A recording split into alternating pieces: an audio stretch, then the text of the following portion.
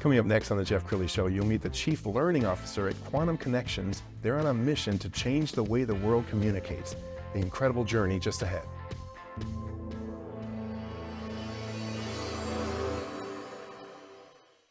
Many are predicting that the worst is yet to come, which is unfortunate, said one person here.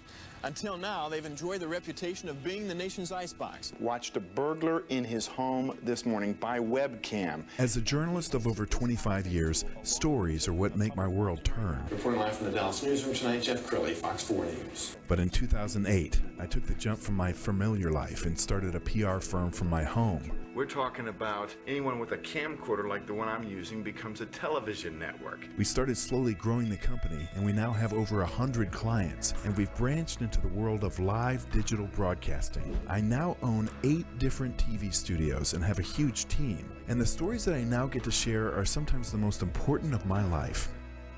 Life has a funny way of coming around full circle. This is The Jeff Crilley Show. All right, what happened to civility? Don't you remember a time when everybody talked and listened and there was a give and take? Now it seems like everybody's talking and no one is listening. And social media has only amplified it. I think so many of the comments on social media, it may not be something the person even believes, but they're trying to get enough likes and shares and retweets. And what it's done is it's just made this world a negative place when it comes to communications. Somebody who's on a mission to change that is Jonathan Thorp. He is the Chief Learning Officer at Quantum Connections. Thanks for coming on the show. Thanks for having me, Jeff. Absolutely. Okay, tell me about Quantum Connections. What is it? Quantum Connections is a company with a mission, and our mission is to help people talk without criticism and listen without judgment to connect beyond difference. And we want to share that message with as many people as we can across the world. In fact, our mission is stated as we want to reach 2.45 billion people by the year 2050. Wow. So pretty ambitious goal, but a worthwhile goal for sure. And once you learn the methodology behind it, it really could impact families, the way lawmakers communicate, the way bosses and employees communicate. I mean, it covers the globe, doesn't it? It does, and it has.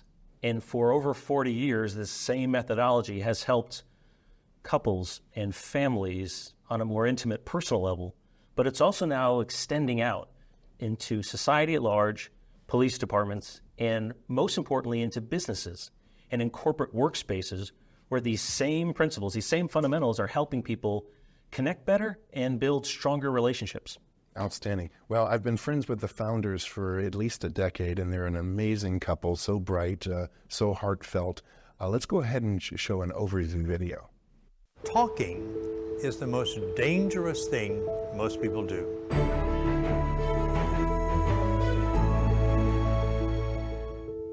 Everybody talks. We talk at home, we talk at work, we talk in our house of worship. What we've discovered is hardly any of us know how to talk, which is the source of most of our problems. Yeah. It's the best relationship book ever. It explains it all. It explains everything. Everything.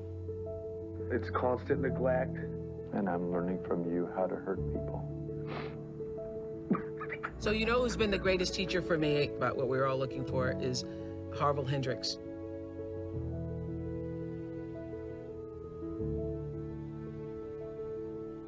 For 40 years, Helen and I have been working on a singular question.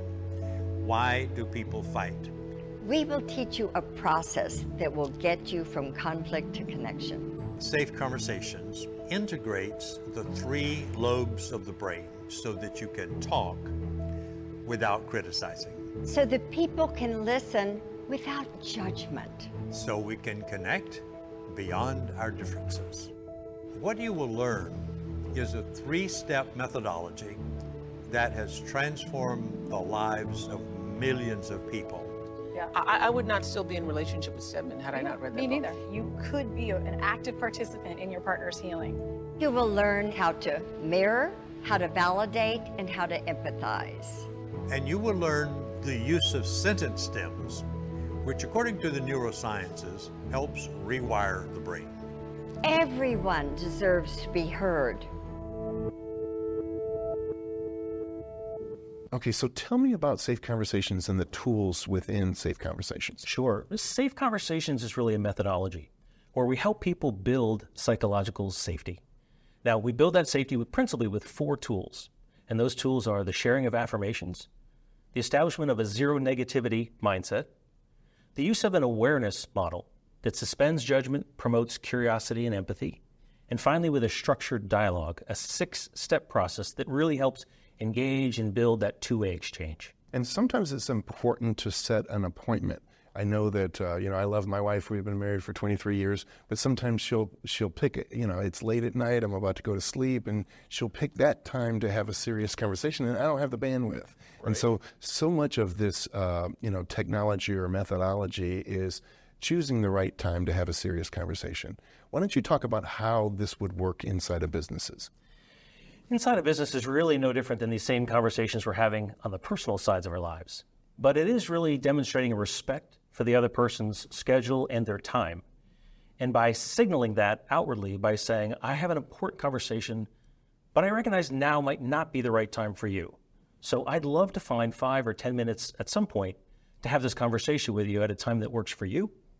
And in most cases, in the personal or on the business side, people will respond to that and say, thanks for checking. I actually have time now, let's do it. Or they might say, I've got a lot of high priority things. Let's do it at the end of the afternoon or maybe even later this week. And this is so important these days in corporations. We hear so much about quiet quitting or rage applying. And I think every study shows that people don't quit companies, they quit bosses. So this needs to be kind of required in every company on the planet, doesn't it? It really should, Jeff. And when you think about it, you mentioned kind of the late stage effects of that. That's actually when it leads to termination and walking off a job, either voluntarily or involuntarily, sometimes getting separated. But stages before that all happen with a level of disconnection somebody feels first. And if disconnection happens long enough, that becomes disengagement. Sure. And if disengagement persists, that's when we see these later stage effects. What we like to do is address this well forward of that and help somebody feel more seen and heard and reconnect them before any of those late stage processes ever get started. Sure. Let's talk about the different ways people can get engaged. I know Connecting at Work is one of the programs you offer. Tell us more about that. Connecting at Work is a really novel corporate training program. And that out there right now, there is no shortage of good training programs. Firms will come aboard a company and splash their new ideas in front of the employees and then disappear and leave the implementation of those new ideas to the company. What we like to do is on top of those fresh ideas that we think are really helpful, we also build in a practice regimen. So in this Connecting at Work program you mentioned, it's 6 modules, spaced anywhere from 2 to 4 weeks apart. And so we give our clients time to actually practice the skills. And not just we say, let's go ahead and practice, but we've got an interactive web dashboard where they can go in and participate with some of these skills and actually chart their progress and even journal how that practice is going. So if I'm having a great day or I'm having some challenges, it can all transform through their outward processes and become more real. Sure. We also, within the Connecting Work program, do a healthy regard to measurement. And actually, we measure an organization on the front end and the back end with our proprietary scoring tool, which actually gives them, when you're all said and done, some real ROI and some real quantitative sense of did we have lift in this experience? And quite often the lift is very real. Sure. And I think one of the things that you'd agree on is that so many times in an argument, the person isn't listening at all. They're thinking about their next response. Or if you know how to push somebody's buttons or somebody knows how to push yours, it could start out a civil debate and turn into something really ugly. We see that so much, so often. And it's really not, I don't think, so much the person's fault. It's that they're really reflecting what are the societal norms for today. We place an undue importance on our own agendas, our own image of self. And we want to promote that. And in a conversation between the two of us, while you're giving me an answer to a question I've asked, just as you said, I might already be thinking of, your answer didn't fit my model. So I'm going to try to convince you of the ways that I'm thinking. And so we have to be very careful about that. And what we coach is to actually accept differences in other people and not to fight them, but expect them as normal and then actually move past that and say, I'd love to understand where this difference comes from in Jeff. Sure. And ask questions and remain curious so that I can learn. It's hard to do. It's not really cultural right now to support that, but we teach exactly how to do that. And I know from time to time you do really big workshops. I've had the pleasure of attending several of them. Here's one from a few years ago. There's a myth in our culture, and that's that if you're struggling in your relationship, maybe you're with the wrong person. My husband and I, we fought through tears through that entire exchange. Today, I discovered, we both did, all the things that were hindering us from what we always wanted. The objection to difference is a universal human problem that shows up on the world stage between nations, between groups, between ethnicities and gender. We are wonderful, and that is the truth.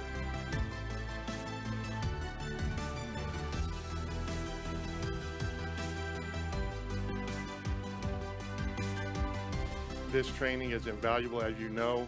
If you practice it and you use it, it's not something that might change your life, it will change your life. It will change your marriage. It's not what you say, it's how you say it. And you have the opportunity to be an advocate for one person in the whole wide world and become that partner's healer.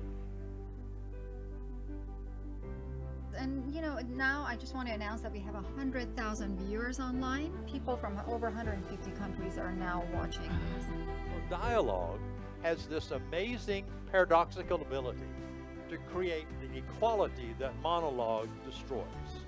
And you have to be and have a sense of equity relationally and emotionally to feel safe with another person. This has been an amazing, awesome day for us. amazing. Awesome day The whole day was a surprise to us. And the wonderful thing is it won't just stop with today. We don't always have the right tools, and you gave us so many wonderful tools that we can take with us. You don't know your partner until you get the whole story. I believe and I know that we started a new story today.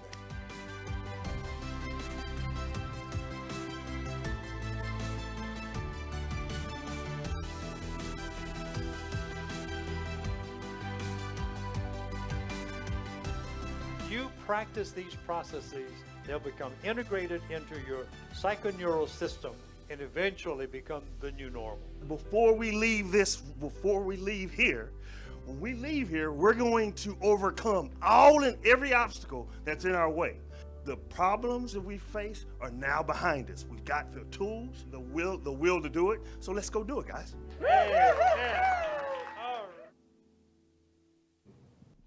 Wow, and these breakthroughs, you've seen this. I mean, it gets emotional, doesn't it?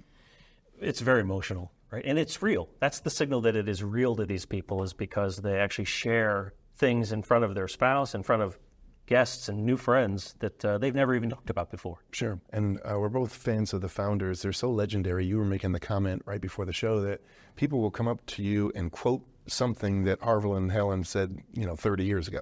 It's amazing. And it's 20, 30, 40 years ago, models and expressions that they've given them, they still use today. It just shows you the power and the effectiveness of this. So if a CEO or a head of HR is watching this and they want to bring you guys in, tell us about the process, especially like with remote workers. I know that's a big issue.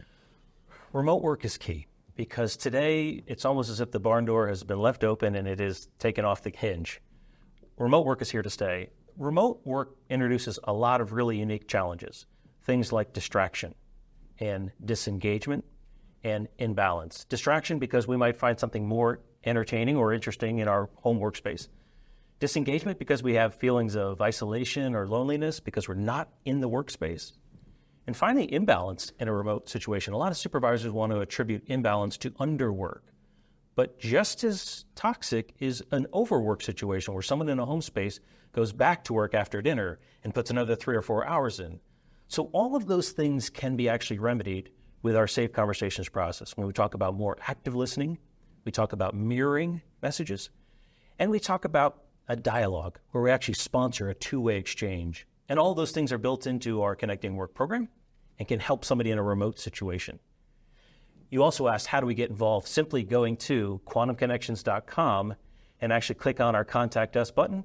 We'll get you in connection with us, and we can start the dialogue there. Outstanding. You've been an amazing guest. Final thoughts. What would you like to leave people with? Here's the thought, Joe. A lot of people come introduce themselves and want to find a way to introduce quantum connections in our Connecting at Work program to their workspace. And they want to find a small experimental way to test this out. The problem, though, is by doing it in a small scale, you're doing it in a way without buy-in and without evidence of any champions to shepherd the process. So my advice is, if you're considering this, find a way to come on board with total buy-in, that you want to invigorate and make your culture flourish, and do that by contacting Quantum Connections. It's as easy as that. Outstanding. Thank you so much for coming on the show. We're going to leave you with the website, which again, quantumconnections.com. The great Jonathan Thorp. Thanks for coming on the show. Thanks, Jeff, for having me. That's it for now. We'll see you next time.